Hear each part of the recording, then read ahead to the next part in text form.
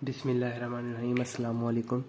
Sir Paramesh जात की introduction to counting में 2024 की असाइनमेंट के सोल्यूशन के साथ आपकी खिदमत में हाजिर हूँ।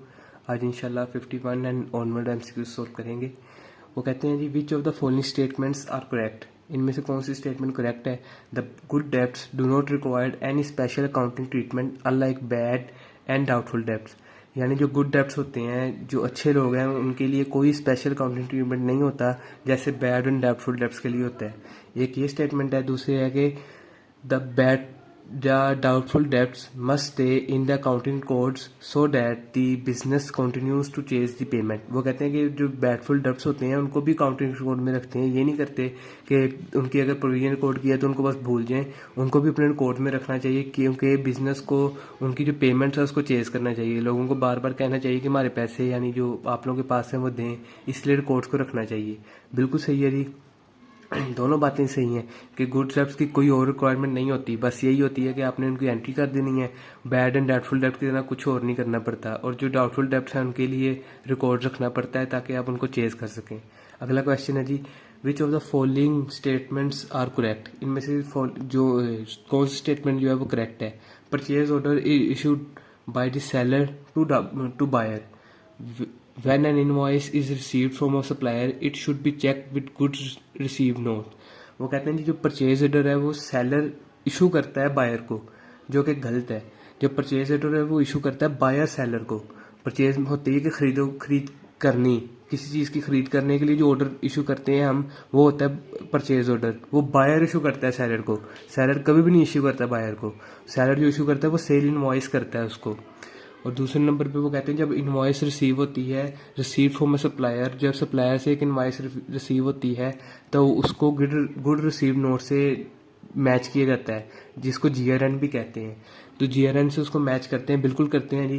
जब आपको एक सप्लायर अपनी इनवॉइस सेंड कर देता है, क्योंकि वो आपके लिए परचेजेज है, उनके लिए सेल है, तो वो अपनी सेल इनवॉइस को आपको सेंड करता है। आप उसको जीआरएन जो गुड रिसीव नोट है उससे टैली करते हैं कि ये चीज़ हमें मसूल हुई है तो कितने की हुई है, उसकी इनवॉइस बिल्कुल ठीक लिखी है, इतनी तादाद में मिली है कि नहीं मिली, कुछ उसमें से ख़राब चीज़ तो नहीं है, सारा कुछ आप लोग डिटेक्ट करते हैं। इसलिए सिर्फ जो स्टेटमेंट 2 है वो करेक्ट है। Which of the following statements are correct. इनमें से कौन सी स्टेटमेंट जो है वो करेक्ट है। सबसे पहले यदि fuel cost use in the transportation business is direct cost. दूसरे नंबर पे sum of direct cost should exceed indirect cost. तो जो फ्यूल कॉस्ट है वो जो ट्रांसपोर्टेशन बिजनेस में इस्तेमाल होती है वो तो इसके लिए डायरेक्ट मटेरियल बन जाता है। तो डायरेक्ट मटेरियल बन गया तो डायरेक्ट कॉस्ट भी तो है ही है वो। और जो sum of the direct cost should exceed indirect cost, ये गलत है कि ये कोई रूल नहीं है कि डायरेक्ट कॉस्ट को इनडायरेक्ट कॉस्ट से एक्सीड करना पड़े। हो सकता है कि कभी इनडायरेक्ट कॉस्ट एक्सीड कर दे, हो सकता है कभी डायरेक्ट कॉस्ट एक्सीड कर दे, कोई ये रूल नहीं है। इसलिए स्टेटमेंट 1 करेक्ट है सिर्फ। वो कहते हैं जी 54 में, which of the following statements are correct. कौन सी स्टेटमेंट सही है। Book keeping is broader term than accounting.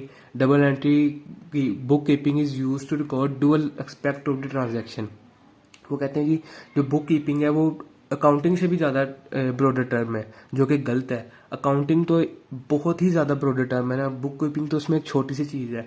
Accounting में आगे आप लोग देखेंगे वो आ जाता है, उसकी जो रिपोर्टिंग है वो भी आ जाएगी। बहुत सी चीज़ें अकाउंटिंग में आती हैं, यानी कॉस्ट एंड मैनेजमेंट अकाउंटिंग आ जाती है, और बहुत सी अकाउंटिंग है। लेकिन बुक कीपिंग तो छोटी सी उसकी एक शाख कह सकते हैं उसको, वो है शाख का भी एक पत्ता है आगे जाके बुक कीपिंग।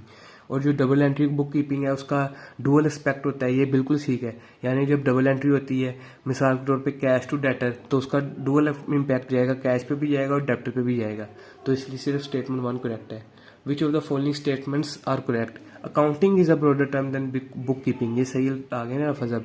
अकाउंटिंग जो है वो बुक कीपिंग से ब्रॉडर टर्म है, बिल्कुल ठीक। Book keeping and accounting are two different but interconnected functions, बिल्कुल ठीक है जी। बुक कीपिंग अकाउंटिंग की एक शाख कह सकते हैं, वो कह रहे हैं ना इंटरकनेक्टेड है, एक दूसरे से जुड़े हुए हैं, लेकिन है डिफरेंट। ये बात भी ठीक है, अलग है लेकिन उनसे आपस में उनके फंक्शन जुड़े हुए हैं, ठीक है। बोथ आर करेक्ट है जी। 56 में वो कहता है, which of the following statement are correct. इनमें से कौन सी स्टेटमेंट सही है। इसको मैं आप लोगों को पहले एक्सप्लेन करता हूँ, बाद में इसको पढ़ते हैं। वो कहते हैं कि जो आपकी इन्वेंट्रीज हैं जो कि आसानी से ऑर्डिनरीली इंटरचेंजेबल नहीं है, यानी वो आसानी से नहीं बिकती, उनके लिए स्पेसिफिक इंडिकेशन जो कॉस्ट है उसको इस्तेमाल कर लेना चाहिए, वो ज़रूरी है। जिसको यानी NRV भी आप कह सकते हैं। और दूसरे नंबर वो कहते हैं कि जो रिटेल इंडस्ट्री है उसमें जो रिटेल मेथड होता है वो क्या है कि आप लोगों ने एक सिमिलर प्रोडक्ट्स हैं उनकी जो रैपिडली चेंजिंग आइटम्स है ना उसकी जो कॉस्ट रखी हुई है, लार्ज नंबर ऑफ इन्वेंट्री की जो उसकी कॉस्ट है वो स्मॉल मार्जिन से रखी हुई है। रिटेल मेथड जो है ना, रिटेल इंडस्ट्री में ये मेथड इस्तेमाल हो सकता है, इसके अलावा कोई और कॉस्टिंग का मेथड इस्तेमाल नहीं हो सकता। बिल्कुल ये दोनों बातें सही हैं कि रिटेल मेथड रिटेल इंडस्ट्री में इस्तेमाल हो सकता है और जो आपकी चीज़ें जल्दी नहीं बिकती उसके लिए स्पेसिफिक इंडिकेशन ऑफ कॉस्ट जिसको NRV भी कहते हैं वो रखनी पड़ती है। बिल्कुल ठीक है ये। अगला जी, balances of which of the following groups of the atom would appear on opposite side of the trail balance। इसको पहले इसका कंसेप्ट ले लें, बाद में इस एमसीक्यूज को करते हैं। ये 57 एमसीक्यूज है। तो उन्होंने पूछा है कि किस किस का है, पहले देख लेते हैं। पहले यानी इनकी जो एमसीक्यूज है उसको पढ़ लेते हैं। वो कहते हैं carriage inward and carriage outward. इसका जो ट्रायल बैलेंस पे बैलेंस आएगा वो अपोजिट आएगा कि इकट्ठा आएगा। इन्वेंट्री एंड ड्राइंग्स, इसको भी देख लेते हैं। सेल्स एंड रिटर्न आउटवर्ड्स, इसको भी देखेंगे। Trade receivable and return outwards, इसको भी देख लेते हैं। वो कहते हैं जी कैरेज इनवर्ड और कैरेज आउटवर्ड। आप लोगों ने ट्रायल बैलेंस में देखा होगा, जो इसकी नेचर है मैंने ग्रीन कर दी है कि कैरेज इनवर्ड और कैरेज आउटवर्ड जो है उसकी नेचर है वो डेबिट है, वो आपका एक्सपेंस है इसलिए वो डेबिट साइड पे शो होता है। इन्वेंट्री आपका एसेट है, ड्राइंग्स आपकी डेबिट है, वो इसलिए ट्रायल बैलेंस में सेम साइड पे शो होती हैं। वो कहते हैं कि कौन सी जो डिफरेंट है वो बताएं। सेल्स और परचेज रिटर्न, रिटर्न आउटवर्ड क्या होती है, परचेज रिटर्न होती है ना, तो वो कह रहे हैं इसकी जो नेचर है वो भी सेम होगी, वो बिल्कुल सेम है। सेल्स एंड परचेज रिटर्न ये बिल्कुल सेम नेचर होती है, क्रेडिट होती है। लेकिन रिसीवेबल और परचेज रिटर्न जो है वो रिसीवेबल डेबिट होते हैं, लेकिन परचेज रिटर्न जो है वो क्रेडिट होते हैं, इसलिए इनकी नेचर अपोजिट है। अगला एमसीक्यू देखते हैं जी 58। Which of the following statements are correct? Debit note issued are initially recorded in purchase day book. Sale invoices are recorded in the sales day book. इसका भी कंसेप्ट ले लें। जब जो डेबिट नोट इशू होता है, डेबिट नोट इशू कब होता है? डेबिट नोट इशू एक कस्टमर करता है अपने बिजनेस को यानी अपने सप्लायर को कि आपने जो चीज़ें मुझे भेजी थी मैं जब उनको वापस आपको कर रहा हूँ ना, तो ये डेबिट नोट मैं साथ इशू कर रहा हूँ। और जो बिजनेस है वो इशू करता है क्रेडिट नोट अपने कस्टमर को कि हमने आपको ये जो चीज़ें थी हमने वापस रख ली हैं, अब हम आपको क्रेडिट नोट इशू कर रहे हैं। और वो कह रहे हैं कि जो डेबिट नोट इशू हम करते हैं उसको हम लिखते हैं परचेजेस डे बुक में। परचेज रिटर्न में नहीं उन्होंने कहा परचेजेस डे बुक में लिखते हैं, जो कि सरासर गलत है। परचेजेस रिटर्न में लिखते हैं, आप लोगों के सामने लिखा हुआ है, एंट्री पास की हुई मैंने। और जो दूसरे नंबर वो कह रहे हैं sale invoices are recorded in the sales day book, बिल्कुल सही है। सेल की जो इनवॉइसेज हैं वो सेल डे बुक में रिकॉर्ड की जाती हैं। ये इसकी जो सेकंड स्टेटमेंट वो सही है। Why it is necessary to account for accrued expenses, कहते हैं जो अक्रूड एक्सपेंसेस हैं जो हमारी लाइबिलिटी हैं उनको उनकी एंट्री क्यों पास की जाती है, उनको क्यों लिखा जाता है, ताकि जो करंट लाइबिलिटीज़ हैं वो ओवरस्टेट ना हो, ताकि जो करंट एसेट्स हैं वो ओवरस्टेट ना हो, ताकि जो प्रॉफिट है वो अंडरस्टेट ना हो, ताकि जो प्रॉफिट है वो ओवरस्टेट ना हो। इसकी भी देख लेते हैं, इसका कंसेप्ट ले लेते हैं। हम लोग जब एंट्री पास करते हैं अक्रूड एक्सपेंस की, वो एंट्री क्या होती है? एक्सपेंस अकाउंट डेबिट होता है, और अक्रूड एक्सपेंस जो हमारी लाइबिलिटी है उसको हम कर देते हैं क्रेडिट। लाइबिलिटी होती है उसको हम कर देते हैं क्रेडिट। अब मिसाल देता हूँ आप लोगों को एक चीज़ की कि मैंने एक साल में सेल्स की हैं 100 रुपये की, 100 रुपये की मैंने सेल्स की हैं, लेकिन एक्सपेंस जो मैंने किया है ना वो मैंने किया है 50 रुपये का। अब उस एक्सपेंस जो मैंने पे कर दिया इस साल, वो मैंने पे किया है सिर्फ और सिर्फ 40 रुपये। और मैंने सिर्फ जो पे किया है वो है सिर्फ और सिर्फ 40 रुपये। अब अगर मैं देखूंगा, अगर मैं अब इसको अपने PNL में शो करूंगा तो मैं क्या शो करूंगा? 100 में से 40 निकालें तो 60 आ गया, 100 में से 50 निकालें तो 50 आया। अगर ये यानी अक्रूवल बेसिस अकाउंटिंग ना होती तो मैं अपने 100 में से 40 माइनस करता हूँ, क्योंकि मैंने पे ही इतने किए हैं। लेकिन अक्रूवल बेसिस जो अकाउंटिंग है वो कहती है कि बेशक आपने पे किए हैं नहीं किए, आपने इंकर कर लिए हैं तो आपको लिखना पड़ेगा। अब आपको 100 में से इसको 50 करना पड़ेगा, इसमें 60 नहीं आएगा, आपका प्रॉफिट ओवरस्टेट नहीं हो सकता। आपने अपना प्रॉफिट की जो ट्रू एंड फेयर व्यू है वो आपने दिखानी है। इसीलिए इसका जो सही ऑप्शन है वो है D, so that profit is not overstated. Profit को ओवरस्टेट ना किया जाए, इस वजह से क्रूड एक्सपेंस को रिकॉर्ड करना पड़ता है। इससे आगे जो है वो कहते हैं जी बीटीएल ने परचेज़ किए थे क्रेडिट पे कुछ सामान एसपीएल से 1 मिलियन यानी 10 लाख रुपए पे 5 दिसंबर में, और बीटीएल को ये कहा गया एसपीएल की तरफ से कि अगर आप 10 दिनों के अंदर पेमेंट दे देते हैं तो आपको 5% डिस्काउंट दे देंगे। तो बीटीएल ने 12 दिसंबर को ही 7 दिनों के अंदर अंदर 9,50,000 रुपये जो उनका 50,000 रुपये डिस्काउंट था वो अवेल कर लिया। और फिर वो कह रहे हैं कि जो पेमेंट टाइम पे जो बीटीएल के अकाउंटेंट है उन्होंने 95000 यानी 9,50,000 की एंट्री पास की कैश को कर दिया क्रेडिट, पेमेंट साइड पे एंट्री पास कर दी। अब इनमें से कौन सी एंट्री जो आएगी उसको इन यानी डिस्काउंट को रिकॉर्ड करने के लिए कौन सी एंट्री आएगी उसको भी देख लेते हैं। सबसे पहले इसका कंसेप्ट ले लें। इसका कंसेप्ट क्या है? इसका कंसेप्ट है कि जब आपने एंट्री की होगी, जब परचेजेस की हैं तो क्या है, परचेजेस टू पेएबल 10 लाख। अब ये एक टर्म है, इसको भी समझ लें कि अगर आपने 30 दिनों में पे किए तो पूरी अमाउंट देंगे, अगर 10 दिनों में किए तो 5% डिस्काउंट मिलेगा। ये एक वैसी टर्म मैंने कहा आप लोगों को बता दूं, इसको भी एक्सप्लेन कर दूं। तो ये एक हल्की सी टर्म है, इसका यानी थोड़ा सा कंसेप्ट है, देख लें। और डिस्काउंट आप लोगों को मिला वो 50,000 है। अब जो असल में उसने एंट्री रिकॉर्ड की होगी वो टोटल ये है, पेएबल्स को किया होगा 10 लाख से डेबिट यानी पेएबल्स खत्म हो गए, डिस्काउंट उसको मिला कितना 50,000 का, लेकिन कैश उसने कर दिया 9,50,000 से क्रेडिट यानी 9,50,000 पे किए हैं। तो ये एंट्री बिल्कुल मैच कर रही है। लेकिन अब वो कह रहे हैं कि सिर्फ डिस्काउंट को रिकॉर्ड करने की एंट्री बताएं हमें अब टोटल एंट्री ना बताएं, सिर्फ डिस्काउंट को रिकॉर्ड करने की एंट्री बताएं। अब डिस्काउंट को जब रिकॉर्ड किया होगा तो क्या किया होगा उसने, उसके पेएबल कितने से कम हुए होंगे 50,000 से, क्योंकि 5% डिस्काउंट दे रही हैं। उसके पेएबल 50,000 से कम हुए, उसके परचेजेस कितने से कम हुई 50,000 से कम होगी ना। ये देख लें ऊपर एंट्री पास है आप लोगों के सामने, 10 लाख और 10 लाख, ये भी 5% से कम हुआ, ये भी 5% से कम हुआ। तो 50,000 और 50,000 की एंट्री आप लोगों के सामने मौजूद है, जो कि इसका सही ऑप्शन बनता है ए। एसपीएल को यानी पेएबल है एसपीएल को, तो ये 50,000 से डेबिट हो रहा है, परचेजेस 50,000 से क्रेडिट हो रही हैं। 61 को देख लेते हैं। वो कहते हैं ये बिजनेस ऑफरिंग कर रहे हैं सेटलमेंट डिस्काउंट की कस्टमर्स को। इन दो में से कौन सी कंडीशंस ऐसी हैं, इन चार में से दो ऐसी कंडीशंस हैं कि जब वो रेवेन्यू को टोटल टाइम ऑफ सेल पे, ये चीज़ पढ़ने वाली है, ये चीज़ गौर से देखें। At the time of sale, at the time of sale वो रेवेन्यू को पूरा कब रिकॉर्ड करेंगे। ये नहीं कि वो डिस्काउंट के साथ रिकॉर्ड कर रहे हैं, क्या कर रहे हैं, वो कह रहे हैं कब वो पूरा जो उनका रेवेन्यू वो रिकॉर्ड करेंगे। इसको देख लेते हैं। वो कहते हैं जी the customer is not expected to pay early and does not pay early as expected. The customer is expected to pay early and pays early as expected. The customer is not expected to pay early but pays early. The customer is expected to pay early but does not pay early. ये मैंने आपके सामने चार option पढ़ दिए। इसमें अब सही कौन से हैं? इसमें सही वो हैं जिनमें नोट आ रहा है, क्योंकि उसने पूछा at the time of sale. जब उनको ये एक्सपेक्ट होगा कि वो बंदा अवेल करेगा ही नहीं डिस्काउंट, वो पूरे से एंट्री कर देंगे। उनके पास कोई अलादीन का चिराग या उनके पास कोई ऐसी चीज़ तो है नहीं जो उनको बता रही है कि भाई ये बंदा अवेल कर लेगा डिस्काउंट, पूरी एंट्री यानी ये जो है डिस्काउंट के साथ एंट्री को पास करो। वो लोग ये, इनको तो ये पता नहीं है। वो लोग अपनी जितनी एंट्री होगी, जितने से वो एक्सपेक्ट कर रहे हैं टोटल से, वो उससे एंट्री पास कर देंगे at the time of sale. इसलिए जिसमें नोट आ रहा है यानी उनको एक्सपेक्ट ही नहीं था, उन्होंने पूरे एंट्री यानी पैसों से इसको पास किया, उसी चीज़ को हम पकड़ेंगे। Not expected to pay early, not expected to pay early. बेशक उसने पे कर दिया, ये नहीं किया, उसने हमें at the time of sale पूछा है, उसने हमें at the time of payment नहीं पूछा। 62 को देख लेते हैं। वो कहते हैं which of the following statements are correct. इनमें से कौन सी जो स्टेटमेंट है वो सही है।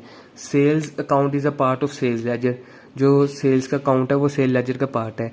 Total of the purchase return day book is posted on the debit side of the return outward account. Return outward account कौन सा होता है? रिटर्न आउटवर्ड यही होता है ना, परचेज रिटर्न का ही। अब इसको भी देख लेते हैं, इसका कंसेप्ट ले लें। अब परचेजेस टू क्रेडिटर, आप लोग जब किस चीज़ को बाय करते हैं तो ये एंट्री पे यानी अपनी रिकॉर्ड करते हैं। जब उसको यानी वापसी कर देते हैं किस चीज़ की, परचेज रिटर्न करते हैं, तो ये एंट्री हो जाती है क्रेडिटर टू परचेज रिटर्न, जितने से आप उसकी करते हैं। अब ये एंट्री मैंने आप लोगों को ट्रायल बैलेंस में भी दिखा दिया। इसकी जो नेचर है वो क्रेडिट होती है। ये देखें क्रेडिट इसको किया हुआ है मैंने ग्रीन। अब परचेज रिटर्न वो पूछ कर रहे हैं, वो कह रहे हैं कि जो परचेज रिटर्न की डे बुक में आ रही है ना सारी कीमत, उसका जो टोटल होगा वो डेबिट साइड पे होगा परचेज रिटर्न के, वो डेबिट साइड पे होगा परचेज रिटर्न के, जो कि सरासर गलत है आप लोगों के सामने। वो टोटल किधर है? क्रेडिट साइड पे है। क्रेडिट साइड पे जा रहा है ना आप लोगों के सामने, वो क्रेडिट साइड पे जाता है परचेज रिटर्न के टोटल पे। इसलिए ये 2 स्टेटमेंट जो है, सेकंड स्टेटमेंट वो गलत है और जो ओनली 1 जो है वो सही है। Which of the following statements are correct, इनमें से कौन सी स्टेटमेंट करेक्ट है? ज़्यादातर ये क्वेश्चन आ रहे हैं। Sum of the digit method and reducing balance method gives higher depreciation in earlier life, और straight line method and sum of digit method compute depreciation over economic life. वो कह रहे हैं कि जी सम ऑफ डिजिट मेथड जो है और जो रिड्यूसिंग बैलेंस मेथड है वो ज़्यादा डेप्रिसिएशन देते हैं अर्ली लाइफ में। बिल्कुल सही है, क्योंकि वो पूरी वैल्यू को ले रहे होते हैं। जब पहले साल लेते हैं तब वो वैल्यू उसकी लेते हैं जितनी कॉस्ट उसकी होती है। रिड्यूसिंग बैलेंस मेथड में तो ये है कि उसकी कॉस्ट लेके उसके साथ मल्टीप्लाई करते हैं, फिर WDV के साथ मल्टीप्लाई करते हैं, इसलिए तो रिड्यूसिंग बैलेंस मेथड है। और जो सम ऑफ डिजिट मेथड में उसकी जो रिमेनिंग ईयर्स हैं उसको ले लेके उसकी डेप्रिसिएशन कैलकुलेट की जाती है। इस वजह से उसकी जो अर्ली ईयर्स होते हैं उसमें डेप्रिसिएशन हायर होती है। वो सेकंड में कहते हैं कि स्ट्रेट लाइन मेथड और सम ऑफ डिजिट मेथड में जो डेप्रिसिएशन कंप्यूट की जाती है वो इकोनॉमिक लाइफ में की जाती है। वो इकोनॉमिक लाइफ में नहीं की जाती, वो यूजफुल लाइफ में की जाती है। देख लें एक लफ्ज़ से कैसे पूरे की पूरी जो लाइन है वो गलत होगी, पूरी स्टेटमेंट ही गलत होगी। तो जो इकोनॉमिक लाइफ है उससे नहीं ली जाती, वो यूजफुल लाइफ से ली जाती है। मिसाल के तौर पे एक मेरे पास ये लैपटॉप है, इसकी हो सकता है इकोनॉमिक लाइफ 10 साल भी ना हो, और ये मेरे पास हो सकता है कोई यूजफुल लाइफ मैंने इसकी 20 साल एज्यूम की हो, तो मेरे पास हो सकता है ये काफ़ी 20 साल से बड़ा हो सकता है। तो ये इसकी जो यूजफुल लाइफ है उससे यानी उसकी डेप्रिसिएशन रिकॉर्ड की जाती है, इकोनॉमिक लाइफ से नहीं की जाती। Question number 64, which of the following reasons require a bank account in your general ledger. इनमें से किस रीजन की वजह से आपके जनरल लेजर में बैंक अकाउंट भी रिक्वायर होगा, उसकी एंट्री भी रिक्वायर होगी? A cheque from one of your customers amounting to ₹24,000 was returned by the bank as unpaid. The customer has gone bankrupt. Customer का जो चेक है वो बाउंस हो गया। अ check amounting ₹18,000 in the name of your brother was erroneously credited by the bank in your account. इसका concept भी ले लें। वो कह रहे हैं कि किससे एंट्री से आपके जो बैंक में आपका जो जनरल लेजर होगा उसमें आपका बैंक अकाउंट भी आएगा। तो आप लोगों ने जब डेटर से पैसे लिए होंगे आप लोगों ने क्या एंट्री पास की होगी? Bank to debtor. जब वो आप लोगों को पता लग गया कि ये एंट्री, इसकी जो एंट्री है वो यानी जो इसका चेक है वो बाउंस हो गया, तब एंट्री क्या हुई होगी? Debtor to bank. तो 2 जगह उसका जनरल लेजर में आ गया बैंक का। उन्होंने यही पूछा है कि किससे आपका बैंक जनरल लेजर में आएगा, 2 टाइम्स आएगा इसमें। अब जो उन्होंने की है वो कह रहे हैं कि बैंक वालों ने गलती से की है, आपने कुछ नहीं किया। बाय दी बैंक, आप लोगों के सामने बाय दी बैंक, बैंक ने आपके भाई के अकाउंट को गलती से आपके लिए क्रेडिट कर दी है। तो बैंक जो भी करे, बैंक की एंट्री ये होती है कैश टू पेएबल, क्योंकि उनके लिए लाइबिलिटी है, उनका कैश इंक्रीज हुआ है, लाइबिलिटी उनकी इंक्रीज हो गई है, तो उनके लिए ये एंट्री है। उनके बेशक बैंक में आता रहे हैं, जो मर्जी होता रहे, हमें से कोई सरोकार नहीं। हमारा तो बिजनेस की अपनी ट्रांजैक्शन, हम उसको देखेंगे। 65 देखते हैं। वो कहते हैं an entity received electricity bill for the month of June 2020. The bill will be paid on 10 July 2020. The entity's financial year ends on 30 June. How would the payment be recorded? अब जो पेमेंट रिकॉर्ड करनी है वो आपके लिए, ये जो आपके लिए एक्सपेंस है ये क्या है? लाइबिलिटी है ना। अभी पीछे भी हमने पढ़ा कि प्रॉफिट को ओवरस्टेट नहीं करना सिर्फ इस वजह से। अब आपकी ये एंट्री क्या पास हुई होगी? एंटिटी ने जो अपनी एंट्री पास की होगी वो की होगी इलेक्ट्रिसिटी एक्सपेंस को डेबिट किया होगा, यूटिलिटीज पेएबल ये क्रेडिट की होंगी, क्योंकि ये आपकी लाइबिलिटी इंक्रीज हुई है, ये आपका एक्सपेंस इंक्रीज हुआ है। पेमेंट की नहीं उन्होंने कहा है कि पेमेंट के टाइम पे जो एंट्री होगी वो, और मैं आपको बता रहा हूँ जो ईयर एंड पे है, जो पेमेंट के टाइम पे की होगी वो ये की होगी। ईयर एंड पे ये एंट्री रिकॉर्ड की होगी। आप लोगों को सबसे पहले इसका कंसेप्ट ही दे दें। जो ईयर एंड पे आपने एंट्री रिकॉर्ड की होगी वो होगी ये,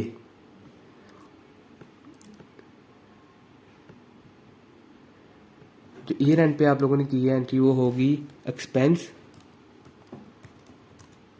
टू पेएबल। ये आप लोगों की ईयर एंड पे होगी। जब आप लोगों ने पेमेंट की होगी तब आप लोगों ने क्या एंट्री पास की है? तब आप लोगों ने एंट्री पास की है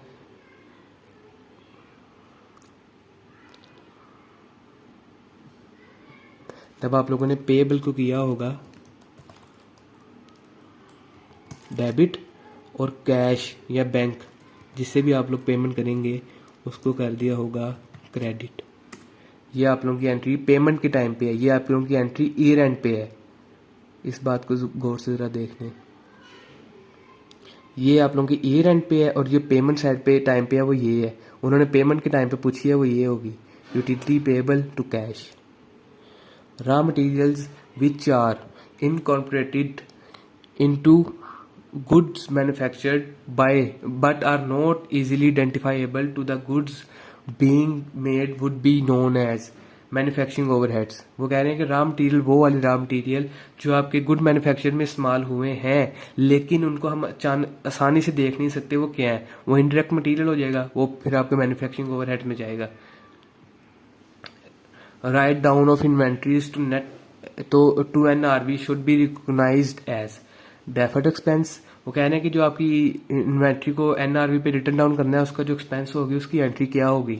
वो कह रहे हैं डेफर्ड एक्सपेंस उसको कर लो रिकॉर्ड और प्रॉफिट एंड लॉस में डाल दो, जैसे कि जैसे उसकी बिकता रहेगा या जैसे जैसे उसकी इन्वेंट्री को मूव हम करेंगे उसको अपने P&L से लेके अपने बैलेंस शीट में शो कर देंगे। और दूसरे नंबर पर वो कह रहे हैं कि an expense in the subsequent event in which such write down is warranted, यानी जब उस इन्वेंट्री की वारंटी खत्म होगी उसके सब्सिक्वेंट इवेंट में हम उसका एक्सपेंस रिकॉर्ड कर देंगे। सी पे कह रहा है an expense in the period in which the write down occurs, जिस टाइम पे वो राइट डाउन हुई है इन्वेंट्री, जब उसका एक्सपेंस रिकॉर्ड हुआ है तब हम उसकी एंट्री पास कर देंगे। और वो कह रहे हैं डीन पे कह रहे हैं करंट लायबिलिटीज को कर दो। इसमें जो सही है वो सी है, यानी डेफर्ड एक्सपेंस एक तरह का आप लगा लें कि आपका एक एसेट होता है, आप पे कर देते हैं फिर दर्जा बदर्जा टाइम टू टाइम आप उसको रिकॉर्ड करते रहते हैं, उसको माइनस करते रहते हैं। और जो सब्सिक्वेंट इवेंट में आपका एक्सपेंस होता है उसको आप वो कह रहे हैं कि जब वारंटेड पास होगी उस रिटर्न डाउन वैल्यू की तब आप उसको एक्सपेंस रिकॉर्ड कर लें, ये भी गलत है। और जो वो सी पे कह रहा है वो ये कह रहा है कि एक्सपेंस को रिकॉर्ड तब करें जब वो रिटर्न डाउन हो गई है। और डी तो वैसे ही गलत है कि वो कह रहे हैं कि उसकी करंट लायबिलिटीज उसको रिकॉर्ड करें। On 1 January 2020, an entity rents out part of its premises to a tenant for rupees 64,000 per month. As per agreement, rent is increased by 5% from start of the each year. वो कह रहे हैं 5% increase होगा हर साल के शुरू में rent को, और 64,000 पर मंथ पे हमने दिया है 2020 में। पेमेंट्स टोटलिंग 736,000 वर रिसीव, 7,36,000 रिसीव हुआ है टेनेंट से 2021 में, including the rent of the दिसंबर 2020। इसमें पिछले साल के दिसंबर का भी रेंट मौजूद है, which figure should be reported in the entities financial statement at 31 दिसंबर 2021। इसको भी देख लेते हैं। MCQ number 68। अब देखें, सबसे पहले जो एग्रीमेंट हुआ होगा यानी 1 जनवरी 2020 को वो हुआ होगा कि 64,000 पर मंथ आपने देना है, उसमें इंक्रीज आया 5% का, तो टोटल रेंट बना होगा 2020 का वो बना होगा 768। अब जो 2021 का रेंट है वो 806,400 यानी 8,06,400। जो 2021 में मेरे रिसीव हुआ है वो है 7,36,000, और इसमें पिछले साल का भी एक माह का जो है वो रेंट है वो बनता है 64,000। अब ये रिमेनिंग कितना रह गया 6,72,000, 6,72,000। अब अगर 2021 के रेंट के मुताबिक हम इसको मल्टीप्लाई करें ना, यानी एक जो माह का बनता है वो 6,67,200 बनता है, यानी 67,200 बनता है। उसको अगर मैं हर मंथ से तकसीम करूं तो ये 10 माह का मुझे रेंट मिल चुका है। ये जो रिमेनिंग है ये 10 माह का मेरे पास रेंट है। अब इसकी एंट्री देख लेते हैं। वो कह रहे हैं कि इनकम स्टेटमेंट में जो चीज़ हमने कमा ली है, ये चीज़ समझ लें कि कमाना और मिलना अलग-अलग चीज़ है। Earned and receives are two different concept. आपने एक चीज़ कमाई है वो आपके लिए अर्नड है, वो आपको मिली है कि नहीं मिली वो रिसीव में जाती है। अब आपने इनकम स्टेटमेंट में जो इनकम कमाई है वो 8,06,400, 8,06,400 है, और जो आपके करंट एसेट में आपने अभी रिसीवेबल है आपके लिए वो 2 माह का कराया 67,200 के मुताबिक 1,34,400 है। ये आपका डी ऑप्शन सही है। अब वो कह रहे हैं जी 69 में, in other traders keeps an analyse petty cash book using the imprest system, the imprest amount is 15,000। और जो कह रहे हैं कि वो जो एक्सपेंस हुए हैं दिसंबर 2021 के वो नीचे दिए गए हैं। जो बैलेंस था वो 15,000 ये था, जो पेमेंट हुई है वो ये है, ये पेमेंट है, ये भी पेमेंट है, रीफिल के लिए दिया गया था। अब जो पेमेंट 5,000 की थी उसमें से 500 बकाया आ गया, ये रिसीव्ड है। आप लोग पढ़ लें received. Paid for biscuits for owner gas, biscuit के लिए पैसे जो दिए गए वो ये पेमेंट है और अगली भी पेमेंट है। अब इसको देख लेते हैं। 69 रिसीव कितने हुए थे में 15,000, उसमें से 2500 निकाल दें, फिर 12,500 निकाल दें, फिर 5,000 निकाल दें, फिर जो मिले हैं वो 1500 डाल दें दोबारा, पेड 700, 2,000, 5,000, 50 इसका आंसर है। बिल्कुल एक छोटे से बच्चों का ये सवाल था। 70 An entity imported at computer server machine having a purchase price of 8.5 million. The entity further incurred the following cost. और जो कॉस्ट जो हमने कैपिटलाइज करनी है वो कितनी है। इसका सिंपल सा कॉन्सेप्ट ले लें आप लोग, ऐड आप लोग खुद कर लीजिएगा। जो भी कीमतें आप लोगों की प्राइस का हिस्सा बनती हैं वो होती है इम्पोर्ट ड्यूटी, और परचेज प्राइस तो वैसे ही होती है। इररिफंडेबल जो टैक्सेस आप पे करते हैं किसी भी तरह के, जो इररिफंडेबल हैं, जो आप लोगों को वापस नहीं मिलेंगे, वो भी आप लोगों का पार्ट बन देती हैं। कैरेज इनवर्ड है, कैरेज आउटवर्ड है, वो आपका पार्ट बनेगी। इंश्योरेंस है, बेशक वो ट्रांजिट है या पेड है, वो आपका पार्ट बन जाएगी। अब आप लोग देख लें इस कंसेप्ट के जरिए और भी लहदा इसकी डायरेक्टली एट्रीब्यूटेबल फोर्स जो भी आपकी पेमेंट होती है वो भी इसका हिस्सा बन जाती है। Question number 71 Depreciation is best described as a mean of estimating the amount needed to replace the assets, a mean of spreading the net cost of the non-current asset over their estimated useful life, a means of spreading the net cost of the current assets over their estimated useful life. None of these. वो कह रहे हैं depreciation की जो अच्छी और सबसे ज़बरदस्त डेफिनेशन है वो कौन सी होगी। सबसे पहले में वो कह रहे हैं कि एक एसेट को तब्दील करने के लिए, रिप्लेस करने के लिए जो अमाउंट चाहिए उसकी एस्टिमेट को हम डेप्रिसिएशन कहते हैं, जो कि सरासर गलत है। एक जो एसेट को रिप्लेस करने के लिए जो पैसे चाहिए होते हैं वो डिस्पोजल होता है, वो उसकी कीमत होती है। और जो कह रहे हैं बी नंबर पे वो कह रहे हैं कि a mean of spreading the net cost of the non current asset over their estimated useful life. बिल्कुल ये सही है, नॉन करंट एसेट। इसी तरह नीचे है वो करंट एसेट है। करंट एसेट कभी डेप्रिसिएट होते ही नहीं है, जो यानी 12 माह से ऊपर जाते हैं वो डेप्रिसिएट होते हैं। और इसी तरह कल भी मैंने इसकी डेफिनेशन बताई थी कि the systematic allocation of the cost of the non current asset over their estimated useful life, इसको भी डेप्रिसिएशन ही कहते हैं। जो है 72 उसको देख लेते हैं। Which of the following statements are correct, इनमें से कौन सी स्टेटमेंट सही है। इसका भी आप लोग थोड़ा सा कंसेप्ट ले लें। इसके लिए मैंने ये शीट तैयार की है। वो एक आप लोग हमेशा एक चीज़ याद रखें, डेड और क्लिक, एक और लफ्ज़ है क्लिक, वो आगे मैं आप लोगों को बताता हूँ वो क्या है। डेड, डी से ड्राइंग्स, ई से एक्सपेंस, ए से एसेट और डी से डेबिट। डेबिट साइड पे इन तीनों में से जो भी चीज़ आ जाएगी वो उसकी वैल्यू को इंक्रीज़ कर देगी। मैंने नीचे एग्जांपल्स दी हैं। ड्राइंग्स टू कैश, देखें ड्राइंग डेबिट साइड पे आ रही है ना, तो ड्राइंग्स इंक्रीज होगी। क्लीनिंग एक्सपेंस टू पेएबल, जो भी इसका यानी आप कैश कर लें, पेएबल कर लें, बैंक कर लें। अब एक्सपेंस डेबिट साइड पे आ गया तो एक्सपेंस इंक्रीज हो गया। एसेट टू कैश, एसेट आपने खरीदा था वो कैश से, तो वो एसेट डेबिट साइड पे आया तो आपका इंक्रीज हो गया। इसी तरह आगे क्लिक है, क्लिक का मतलब है सी से कैपिटल, एल से लाइबिलिटी, आई से इनकम और सी से क्रेडिट। क्रेडिट की ये 3 चीज़ें हैं। वो कहते हैं जी credit entry of one of the these will increase their value. Credit side पे इनमें से जो सी भी चीज़ आ जाएगी वो उसकी वैल्यू इंक्रीज कर देगी। अब मिसाल के तौर पे कैश टू कैपिटल, एक बंदे ने अपने बिजनेस में कुछ पैसे लगाए हैं तो कैश टू कैपिटल हो गया, कैपिटल इंक्रीज हो गया। अब अगले नंबर पे लाइबिलिटी है, तो एक बंदे को बैंक से कैश लोन मिला है, कैश टू लोन लाइबिलिटी है तो लाइबिलिटी इंक्रीज होगी क्योंकि क्रेडिट साइड पे आ रही है। और डेटर टू सेल है, सेल आपकी इनकम है तो इनकम क्रेडिट साइड पे आ गई तो इंक्रीज होगी। अब पढ़ते हैं इसको। वो कह रहे हैं जी credit entries decreases liabilities. Credit entry decrease करती लाइबिलिटी को, जो कि सरासर गलत। अभी हमने पीछे पढ़ा है कि क्रेडिट एंट्री इंक्रीज करती लाइबिलिटी को और एंड इंक्रीज इनकम। ये तो चलिए ठीक है, लेकिन पहली स्टेटमेंट का पहला हिस्सा गलत है। दूसरे नंबर वो कह रहे हैं क्रेडिट एंट्री डिक्रीजेज एक्सपेंस। सही है भाई, एक्सपेंस को डिक्रीज करती है। एंड इंक्रीजेज इनकम, बिल्कुल ठीक है।